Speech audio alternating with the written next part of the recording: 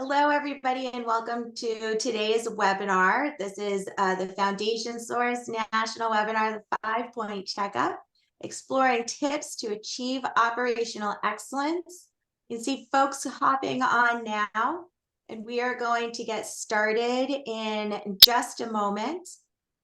As we are thinking about today's session and folks are joining us, I just want to make sure that everybody can see how to get the most out of today's webinar. All of our questions are going to go into the Q&A chat box that you should now see. In addition, we do want to emphasize that closed captions are available and that the recording is going to be available to everybody who has signed up and attended the script or attended is going to be receiving a follow-up email. I also just received notification that the live transcripts will be available as well. So you will have that. And I can see folks are hopping on and joining us. We are going to wait one more moment before we go ahead and get started. We are going to make sure here that everybody is in the right place and they know where they want to be. So welcome to our session today about the 5-Point kit. And we are going to get started. So first of all, I want to welcome our speakers today. We're going to hear from our expert panel. First of all, starting with Ellen Flax, who helps foundations, individuals, families, and grant-making institutions create, carry out, and evaluate giving programs and strengthen the capacity of nonprofits to raise funds, evaluate their efforts, and operate strategically. So as a consultant, her grant-making clients have included folks like Rockefeller Philanthropy Advisors, the Mount Zion Health Fund, Genesis Philanthropy Group, as well as a broad range of small family foundations with living donors. For a select group of projects, she's worked in concert with a team at Amplify Partners, where she served as a partner. Ellen's experience includes serving as the director of the Hadassah Foundation, which is the largest Jewish women's foundation in the United States, and serving as a senior consultant to the Charles and Lynn Schusterman Family Foundation, and working as a program officer for Pickauer Foundation. Thank you, Ellen, for being here. We're also going to hear from Kimberly Scott, who is a senior director of client services with Foundation Source and has over 20 years of experience working with nonprofit organizations. In her current role, she works closely with private foundation clients, their board members, and staff to help achieve their philanthropic goals. Additionally, she manages a team of private client advisors and enjoys participating in educational training opportunities for clients and colleagues. It's Kimberly's primary professional goal that with every interaction, she's helping individuals and families enjoy the opportunity of philanthropy. Thank you, Kimberly, for being here as well. And as for myself, I will be your moderator today. My name is Alexis Fish, and I come to you with the background of over 2 decades in the philanthropic space, focusing really on operationalizing and helping donors make the most impact that they possibly can. So I'm going to start us off today with telling us a little bit about and setting the stage for our topic before turning it over to Ellen and then Kimberly. So we're still in this beginning-ish time of the year, and we know that it's filled with reflection. And through this webinar, we're going to walk you through your checkup, whether you're an individual looking to maximize your philanthropic impact, an already existing foundation looking to improve efficiency, or an advisor looking to secure effectiveness for your clients. And like I said, following this webinar, you'll be able to answer questions as well, or ask questions, and you will receive a follow-up email. So what are the 5 points?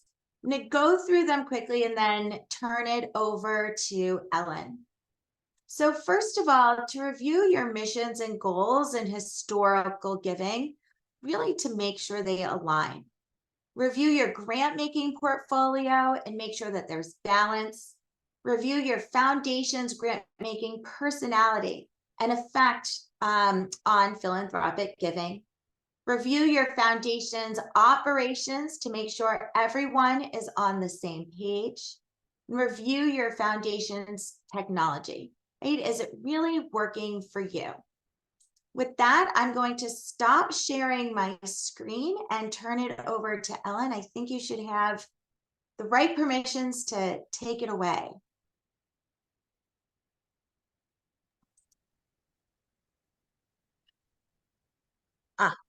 Are we here?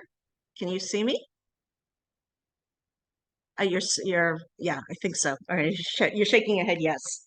Anyway, Alexis, Foundation Source, thank you so much for giving me the opportunity to talk to all of you this afternoon, or today, this morning, depending on where you are. As Alexis said, that the beginning of the new year is a great time to both reflect back on what's happened in the past, as well as look forward to doing things better in the coming year. And if you are running a foundation, funding a foundation, helping people with a foundation, the first place you have to start is with mission. Mission is your lodestar. And when you're talking about a family foundation, mission reflects the things that you care about most. It's your legacy. It's what keeps you awake at night, and it's determining where you think that you can make impact with the resources that you have. So mission is absolutely critical.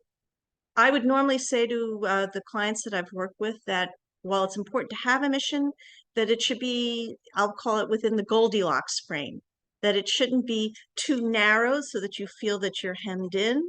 And on the other hand, it shouldn't be so broad that you don't have no idea where you're going. And drawing upon my background as a journalist, I always think in terms of the who, what, where, why, and how of things. So with our mythical foundation here, as you see on the screen, that we're going to pretend that there's this foundation where the people who set this up were really concerned about children and young adults. That's what kept them awake at night, and social and economic equality for young people in New York City, because that's where they live. And the way that they were going to tackle this particular issue was dealing with expanding access to education and career readiness. And as you can see from this mission, that they've defined the who, the what, the where, and the how. Yet it's broad enough that they can put lots of different types of programs and organizations within it. And of course, since the whole point of this particular webinar here is looking back, a mission isn't set in stone. It's probably a good idea every year or two to look back and try and figure out, is this the mission that still speaks to you? Is this still the legacy that you want to pass on to your family? And this is the impact that you want to make. So now that you've come up with a mission, or perhaps rejiggered your mission, it's now truth-telling time. And what do I mean by that? It means that now you have to look at the actual numbers, okay? And let's see, hopefully is this moving here? No, I don't see it moving on It should have moved. Okay. Hopefully now you see it. So the truth-telling time is when you're looking at the actual numbers. The numbers are not going to lie. And I suggest that you look at your numbers for the past couple of years. What you did 20 years ago is probably less relevant. And you're going to look at those numbers to try and figure out, do they actually align with your mission? Do they actually align with what you want to do? Do they align with a whole range of things? So whether you're using the foundation sources, online platform, you're using another grant making platform, you're looking at an Excel spreadsheet, any of these things are perfectly good to look at the numbers. And how should you be looking at these numbers? So I'm going to be offering up right now 2 frames. The first one is what I would call an operational frame. Operational questions that you should be asking yourself, not the same type of operational questions that Kimberly will be dealing with later on, but specifically related to grant making. And then a series of strategical questions that you should be asking yourself. The operational questions, I think, are a little bit easier, that they're more cut and dried. Strategical questions, I think, fall more into the planning and, questions to ponder, impact questions. So under the operational questions, the first question I'd be asking myself is, when I'm looking at those numbers, is have you allocated the 5%? That's an easy one, yes or no. Most of these questions are going to be relatively easy, yes or no, easy math questions. You have to give away the 5% a year. What percentage of funds have you allocated to each of the program areas? Most foundations might have more than one interest area. Is the money that you're allocating, does that make sense relative to what you say your goals are? What percentage of the funds have you been allocated to each of your potential geographic areas? Most family foundations may have family members living in different parts of the country, and they set things up in such a way that they want to give money to the various parts of the country where their different families live. Is the percentage of dollars that you give out, and I'd look at percentage of dollars as opposed to percentage of grants. I think that that's a more meaningful way of looking at things for all the things that we're going to be talking about today, is the percentage of dollars. Does it make sense vis-a-vis the geographic areas that you're interested in?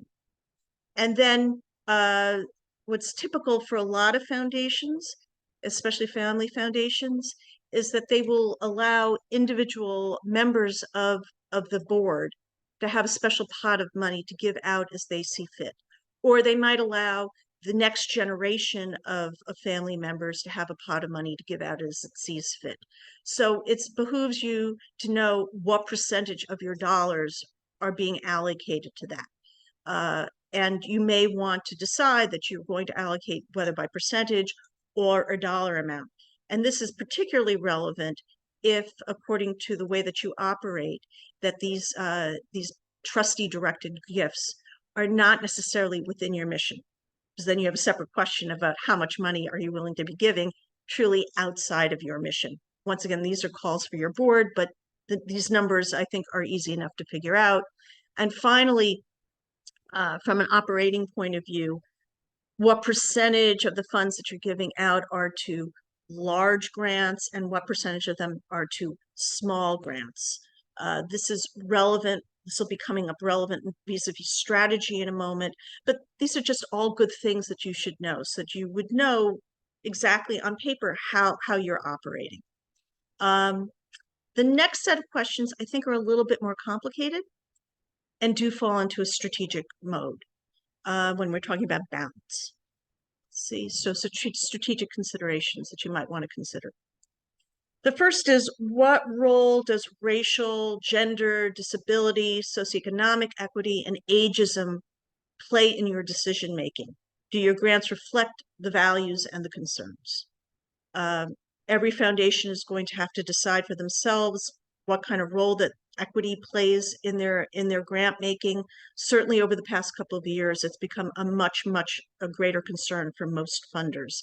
And I should say, of all the things that I'm listing, what I'll be going through right now, look, you could create Venn diagrams for all of this. You could drive yourself crazy. I'm not suggesting that in the least. These are things that you should be thinking about. And if you care to, you could be setting up, I'll say, rough percentages that you want to hit. Another thing that you might want to consider is how you're allocating between short and long-term needs. Are you only giving to immediate disaster relief, or are you thinking about rebuilding efforts afterwards to think about one potential issue? Are you allocating, how are you allocating between direct service and advocacy? I know that a lot of foundations feel uncomfortable about giving to advocacy, but I assure you that, and maybe we could talk about this later, is that there are different ways that you can be funding advocacy that aren't directly involved with advocating before legislators or things like that. There are many ways that you can raise up an issue to educate people about the importance of things. So in this case, if you're funding the classic examples of you're funding soup kitchens, right? Ultimately, isn't the goal to ensure that people aren't going to be using soup kitchens anymore? Or alternatively, is there a better way of getting food to people who need it? That would fall under the advocacy. And most people would say that you probably need a split of both of the direct service and the advocacy to be effective. How are you allocating between renewal and new grantees? Some foundations are very happy giving out grants to the same organizations year after year. Other foundations will say very clearly that they want to fund the new, right? And there's an argument to be made, especially if you're suffering from a series of trustee fatigue, that one way that you can shake things up is by putting some new grantees into the mix. How are you allocating between quote unquote more or less risky grants? One of the beautiful things about philanthropy is that you have the opportunity to take chances, take risks, but it depends on what your risk profile is. And what do I mean by that? I mean new organizations that may not have a track record. It could mean new programs that don't have a track record. Speaking from experience, I know that when foundations feel like that they've hit a home run, that is when they have felt the greatest amount of satisfaction in their work. But only you know what your risk profile is, and I think it's worthwhile in terms of looking at your portfolio, what grants would you classify as falling into each of these categories? How have you allocated between general operating versus programmatic grants for specific programs? And related to that is, how have you allocated between 1 year and multi-year grants? And I'm putting these together purposely. Certainly for multi-year grants, you are committing yourself for future years, and some foundations don't want to be totally hemmed in. For a lot of foundations, it probably makes sense to do a combination of a 1 year and multi-year grants. And why I'm combining this with general operating and program grants is because the literature is absolutely clear. Study after study has found that nonprofits prefer to get general operating support, and ideally they want to get multi-year general operating support. And if they can't get general operating support, then they would love to see multi-year support for their particular program, because nonprofits perpetually talk about the fact that they have to put a lot of time and effort into seeking grants. And of course, just like as in business, you prefer to have, I'll say, long-term thinking. Nonprofits like to have that as well, as you can't always accomplish everything that you want to do in a given year. So I would suggest that you might want to think what that ratio should be for your foundation. And then finally, how have you allocated funds between programmatic grants and other critical needs that foundations need, nonprofits need rather? It could be technical assistance, research, evaluation, professional development for staffers, gatherings, convenings. I'm going to put in a special plug for this, especially if you're making smaller grants. To give you one example, if you are making all your grants in a particular geographic area, you can bring people together for a day, all your grantees, all the key players in a particular field, for a relatively modest sum, and they could discuss common concerns, a common agenda, and you could have a very profound type of impact on that particular field or the problem you're trying to address. Likewise, I've worked with a particular foundation, a particular funder, who he funds CRMs, customer relation management software. Talk about something that's not sexy. But he realizes that if you want to build the capacity of nonprofits, that raising money is critical, and you can't do it effectively unless you have effective CRMs. So whether it's paying for the CRM or training for the people with CRMs, this is the way that he's making impact. And I have a feeling that not too many other foundations are paying for CRMs, at least not in this way. But so there are many creative ways that you can support things that don't necessarily fall into the straight program area, traditional program area. How does this play out? if you've done the work of looking at your mission and looking at the ways that you make grants, the operational questions as well as the strategic questions, where can that lead you? So let's have a couple of case studies here. One foundation that I'm familiar with, a family foundation that focused on a specific disability, okay? Their stated goal was to work in a number of different areas related to this specific disability, whether it's training of professionals to help people with disability, educational career training for people with these disabilities so that they could have an economic future, research related to this disability, diagnosis of this disability. They did a lot of different things, and they had both large and small grants. In this case, I think a small grant was defined as about 25,000 or less. The large grant was about 100,000 or more. So they had a lot of strategies going on, a very sophisticated theory of change. And how did it actually play out? It turns out that the trustees of the foundation seemed like that they really wanted, had a greater interest in supporting two of the strategies: direct services and educational opportunities for the people with this disability.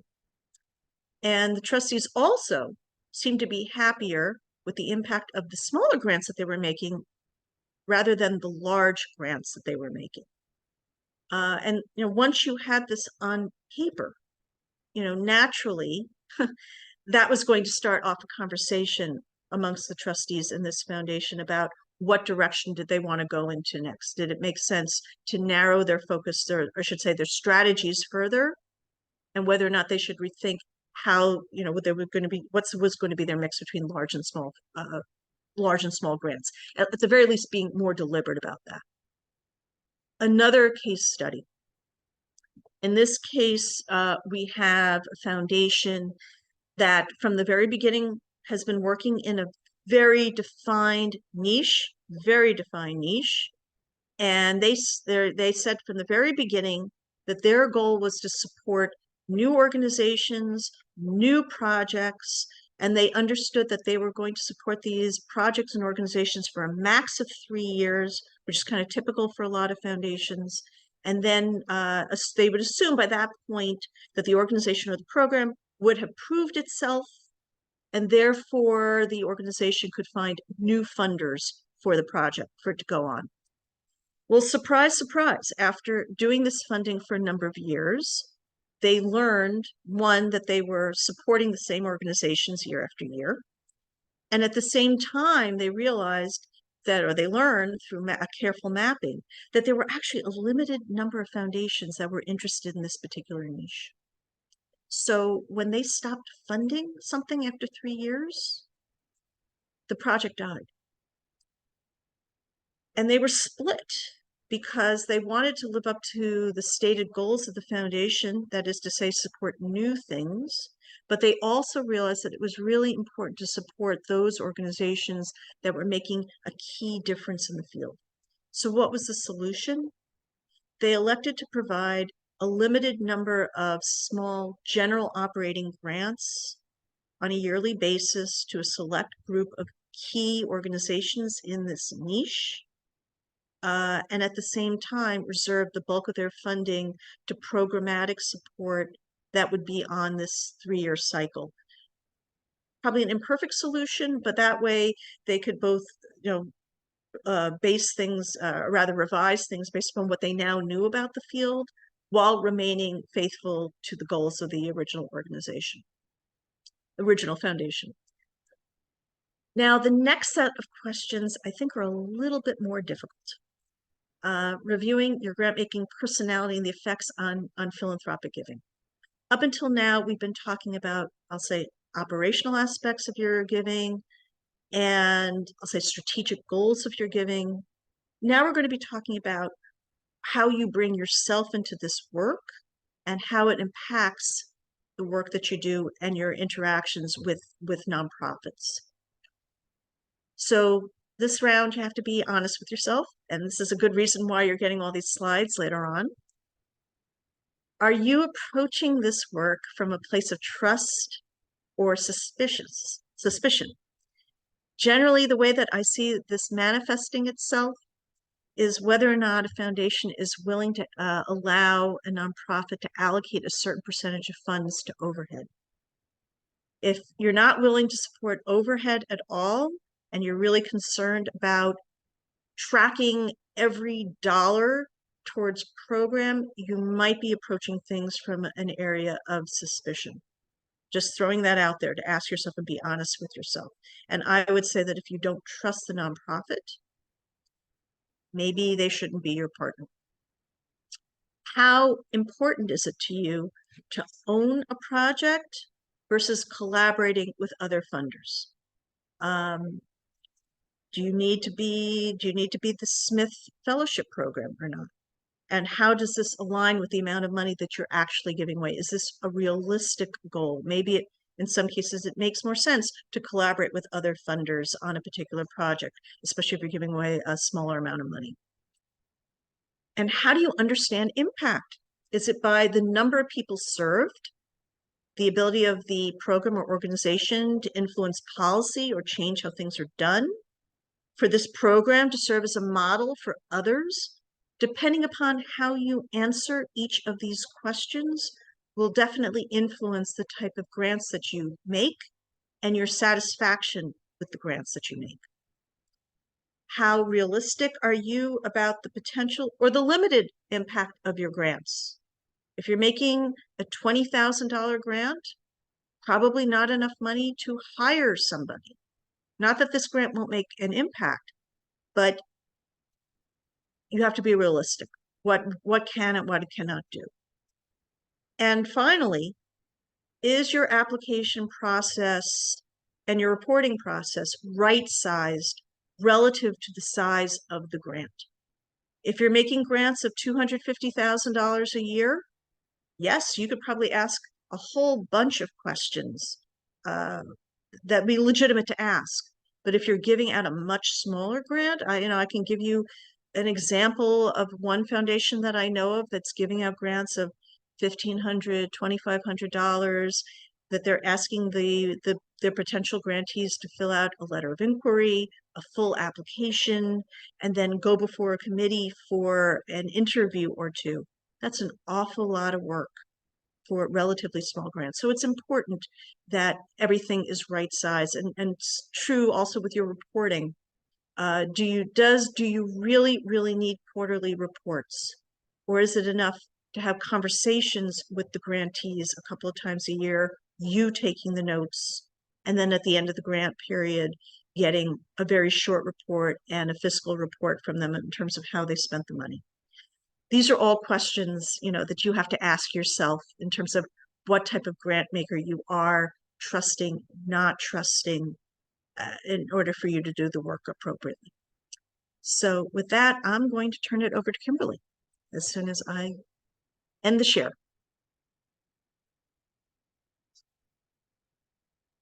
Wonderful. Well, thank you so much, Ellen. And let me just do a quick check-in. Is everybody seeing the screen that says how to review your foundation's operations? Okay, we're on the right one. Perfect. I'm very pleased to now turn it over to Kimberly to walk us through the rest of these. Take it away. All right. Well, thank you, Alexis. Now we've gone through the first 3 points of review, and Ellen did a really wonderful job of walking us through reviewing your foundation's mission, its goals, its historical giving, reviewing the grant-making portfolio, and developing your grant-making personality. And so now we're at point 4, which is to review the foundation's operations. And so first, let me start with why this is important. Like, why are we including an operational review? And I would offer 2 points for consideration. One, after spending the time assessing your foundation's mission, its personality, the impact areas, deciding who you are in the philanthropic space, it makes sense to then spend some intentional time focused on the how. How do we accomplish this work?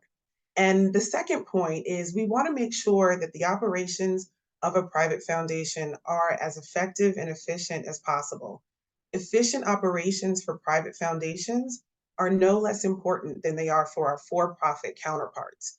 While for-profit companies and corporations are responsible to their shareholders, Private foundations have a number of vested interests. So the donors, whether that's individuals or families or companies, its staff, the IRS, and the general public. Public perception is critical here. And so ensuring that you're using your philanthropic dollars for the greater or the greatest good is really key.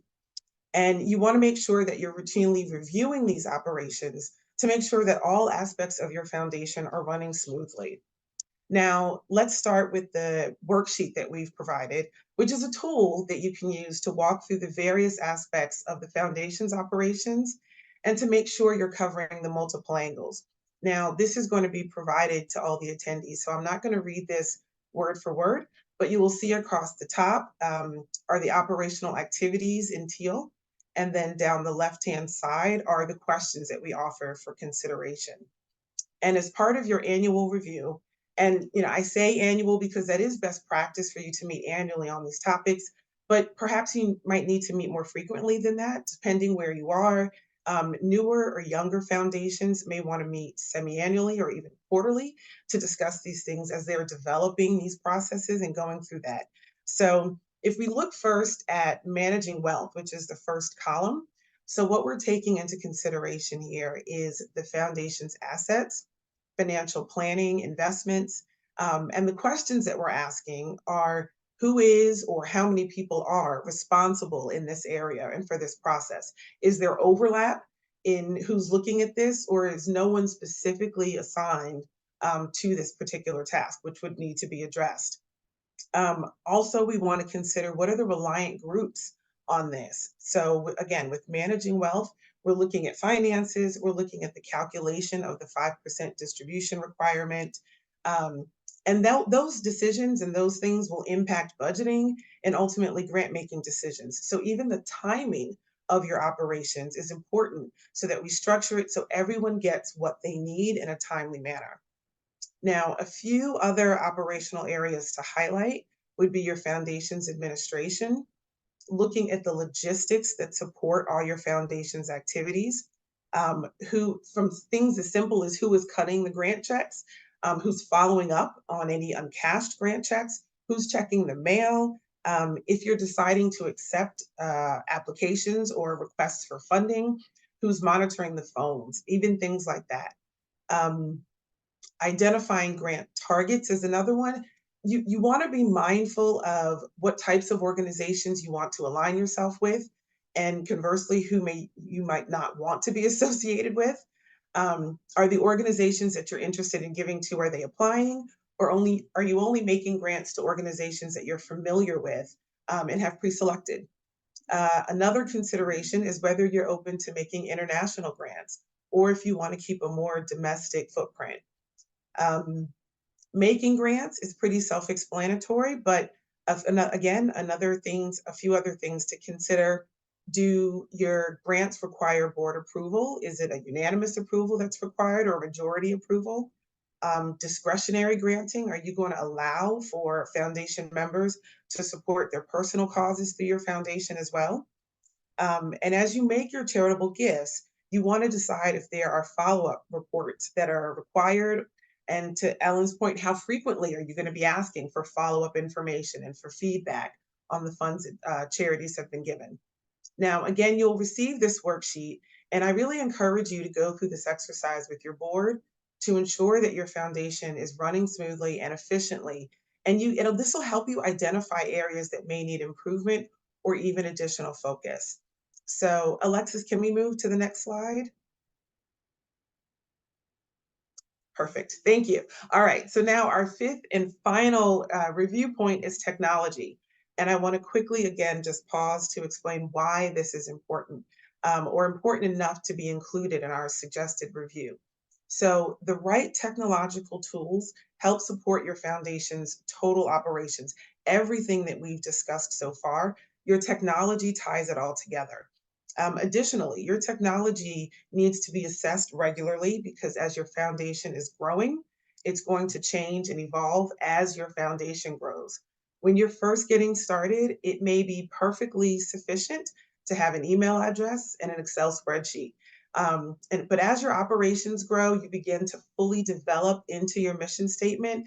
as your foundation personality develops and you're strategically defining who you are or even who you want to be in the philanthropic arena, you're going to make sure, you need to make sure that your technology is there to support what you're doing and it stays current. I think we're probably coming close to time, but again, you will be provided with this graphic so that you can use this to ask yourself the right questions. But in general, what you want to do is make sure you're looking at what technology tools you have, what you need, and make sure you're maximizing your utilization of the tools. You want to consider things like, do we need a public facing website?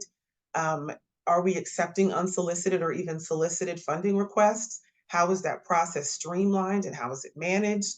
Are we accepting donations into our foundation? And how is that tracked? And even donor receipts, who's responsible for getting those? Looking at what accounting systems we're using to calculate our 5% distribution requirement and monitor it to make sure we're on track to meet that. And other IRS or state responsibilities. So there really is a lot to consider when you're assessing your technology and when you're considering adopting new technology. I will say that process isn't always comfortable. I am very keenly reminded of my father who's in his dental practice. So as a quick story here, my father is an oral and maxillofacial surgeon, and I'll say I had the pleasure of working in his office for most of my summers. And back then, everything was handled by an appointment book. You called to make an appointment, everything was written down in the book. If you changed an appointment, we erased it and rewrote your new appointment. And it became clear at some point we were going to need to go digital and adopt a computer system. My father was not very open to it, but finally we did. And of course, I'm sure you know, it just made everything much easier. It also reminds me of when we had to transition him from a pager to a cell phone. I will leave that for another time. But in closing, I would like to share that with all of these points that we've offered for your foundation's reviews, what may seem like the most daunting task is just knowing where you are, knowing what you need, and understanding the options that are really available to you. As a quick plug, I can sincerely say that Foundation Source is a wonderful partner in this space. And so the philanthropic services that are offered to support you, whether you're just getting started or whether you've grown to deeper levels of complexity, no matter your size, we can really help you to have your foundation be well run, efficiently managed. And a component of the services that we offer is the technology to support it all. So we're here to help you enjoy your philanthropy. That's always what I say. And with that, Alexis, I'm going to turn it back over to you. Thank you so much. Wonderful timing. We have about 5 minutes available for questions, and we have a few that have come in. I do want to just let everybody know that you will receive a follow-up email and that all of the links to the resources that you've seen will be available as well. So there's specific worksheets above and beyond just the shots that you're seeing on the screen. So let me go ahead and start with you, Ellen. A question came in that says, Ellen, could you please address how I, as the executive director, might encourage my 8 board members to be more strategic in their grant making? Currently, each has an annual allocation of funds and makes grants at their own discretion. Mhm. So Alexis, you started with the most difficult question on that list there. Thank you very much. On one foot, because I don't think you can answer this question on one foot, but the way I would probably approach it is try to figure out if there's a common area that they're all concerned about, and perhaps splitting the pot somewhat and say that maybe start with, baby steps, that a certain percentage of the grant making is going to be going towards this larger strategic goal, and still let them have a certain amount of in their own kitty and gradually move it towards the greater amount. I mean, that's a very short answer. We can talk offline in terms of what could be a potential strategy. If I'd like to go through some of the questions I see this here. And I'm curious, Kimberly, does Foundation Source help people screen if there are any what's more, fraud security, or, anything like that, if a potential grantee is on the terrorist list or anything like that. Does Foundation Source help people with that? Absolutely. And that's a great question. And actually, I thought you were going someplace else when you said fraud, just because there is such a rise in like check fraud and all of that. Yes, But right. yes, That's what so they asked about check fraud too. oh, Yes, okay, fraud which security. makes sense. But yes, in terms of vetting organizations, Foundation Source has a number of processes in place to make sure that your grant recipients are, one, in good standing with the IRS and not on any national watch lists. So we wouldn't even allow you to make grants to organizations like that, and you'd be well aware of why. And to quickly speak about check fraud, because that is on the rise. There was a time when wires and electronic payments, there was scrutiny of those for security purposes. But now, just on the news, they've been talking about this, and it's not just in the philanthropic space. You're seeing check fraud everywhere. One of the things that they're telling people to do to be mindful of this is to make sure they're taking their checks right to the post office, not leaving them in their mailboxes. That is one way to cut down on fraud. And two, tracking checks to make sure they've arrived, the checks have been cashed, being in contact with your organizations. That also is something Foundation Source does help with. But all of that does help. Now, granted, fraud is going to happen. Unfortunately, the fraudsters are very smart. But those are some ways that you can at least cut down on the risks. Good. So I see a question here about the best way to facilitate impact measurement. The way I would probably start is try and find out what are the measurements that the organization itself are using. You don't want to create extra barriers for them, assuming that this is an existing program. There are a number of tools out there that talk about measurement, but once again, I'd say that this has to be right-sized relative to the amount of a grant. If you are making a $10,000 grant to $1 million project, it's probably unfair for you to impose a whole other measurement system on them, right? Versus if you're owning the project, then you probably have the right to ask other types of questions. But what I would say is that whatever metrics or measures that you come up with, that it has to be agreed upon with the nonprofit itself, and probably best practices suggest that they are the people that come up with the measurements. And then the question is, you can ask them, did you meet your goals or not? That would be the way that I would address this. Someone asked a question about what's a small, a medium, and a large grant. Wow. Once again, I mean, that is so individualized based upon the foundation. If you're asking about my personal opinion, I think in terms of a medium-sized grant as being able to, say, hire a person or a consultant, or to pay a great deal of their salary towards doing something. In other words, adding that type of capacity to an organization. And a large grant is where you're, I don't know, can make a system change, creating a whole new program or center at an organization. And a small grant is anything below that level of hiring a staffer. I mean, this is very, very subjective, because, for the Ford Foundation, maybe $1 million is pish posh, and, only $100 million grant makes difference. But if you're talking about, a family foundation that may give out, I don't know, $1 million a year, then maybe the cutoff is, say under 25,000, that would be my guess.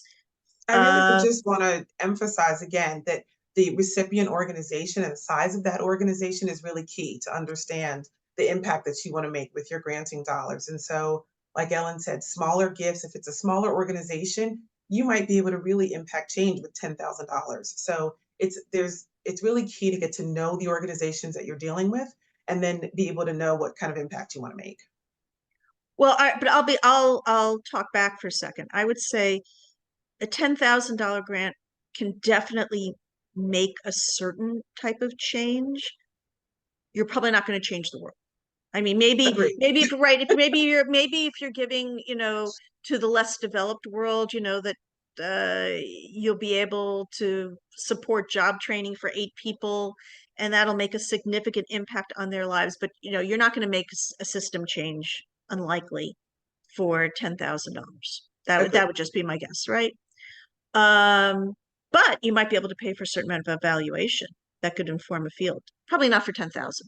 You might need $50,000 to do that. Anyway, we could talk about that. There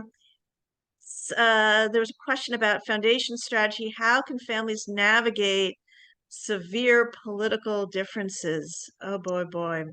This is a question. This is a question for our age, right? You know, never mind grant making. How do you navigate Thanksgiving dinner? I think that this is we're gonna have to take that question offline. That's a very complicated question. It is. It is. And then there was a question here I see about best practices org chart to help and lead a family foundation. I'm not aware of such an org chart. The truth of the matter is that every foundation seems to be set up a bit differently, and what you haven't said here is whether or not there is a paid person, a paid full-time staffer. Is this person your executive director? That would have a different type of org chart than if you're talking about one that's unstaffed. I mean, at the very least, you need to be having different committees. You know, that would say is due diligence. You would probably need to have a finance committee.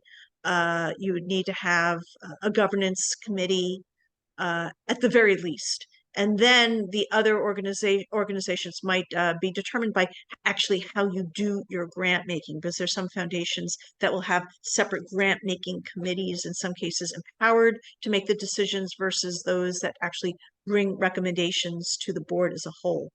But at the very least, you probably need a governance committee and you need a finance committee for your work. Oh, thank you. And one thing that I want to point out too is that you'll see in the operational worksheet as well, just sort of basic structure of different kinds of departments and who might want to do different things. And Kimberly, from your experience and point of view, we oftentimes have a foundation representative, and that's part of the org chart as well in terms of the structure that you all in terms of the white glove service work with. Is that Correct. So a foundation representative is a specific term that Foundation Source uses to say who is authorized by the foundation to give Foundation Source instructions. So if there's more than one person on the board, which, you know, there's some foundations with one director, but if there's multiple people, to make sure we're never given conflicting instructions, the board identifies one person to streamline communications. And so that it helps, just because there can be some differing opinions, but if there's one person who's identified to kind of communicate what the needs are, what the answers are, what the direction of the foundation is, it helps us to make sure we're supporting the foundation best. That's so helpful to think about too, especially from the points of view that both you and Ellen are coming from, where you're working with a foundation. And for some folks, it's their first time working with somebody maybe outside of the immediate family or outside of the immediate funders, and how that relationship happens and how to actually go ahead and operationalize that kind of partnership. We are a few minutes just to the end here, and I want to go ahead and thank everybody for participating. I want to thank everybody for your questions as well. Anything that we did not get to today will be answered in a follow-up email. And again, you'll get the recording and the script and the resources that we talked about today. Ellen, thank you again so much for joining us and sharing your expertise. And thank you, Kimberly, as well. We hope everybody has a wonderful rest of their week and next week as well. Thank you so much. Take care. Thank you. Bye-bye.